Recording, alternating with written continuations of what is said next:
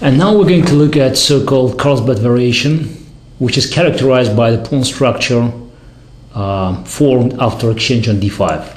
C takes d5, e takes d5, and white normally goes bishop g5.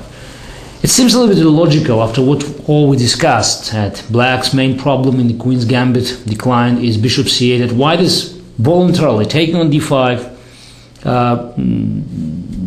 reducing tension in the center and opening this diagonal for bishop, which could go on e6, f5, or even g4.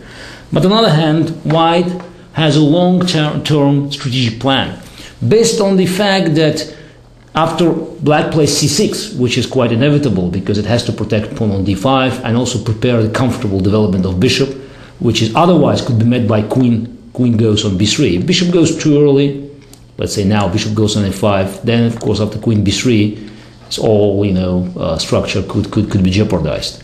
So after c6, white in theory could start preparing so-called minority pawns attack, where white could start pushing b4, b5, if necessary. After a6 they could play a4 and then b5, and exchanging pawns on the queen side and creating the weakness.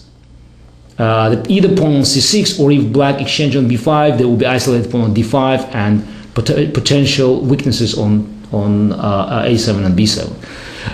It's all good in theory, and of course black could have their own chances of trying to occupy e4 square and potentially creating some chances on the king side. But generally speaking, white's position in the center is more solid, and it gives it an edge. Not necessarily long-term long-term initiative, but possibilities for varying the plans, using its slight domination in the center.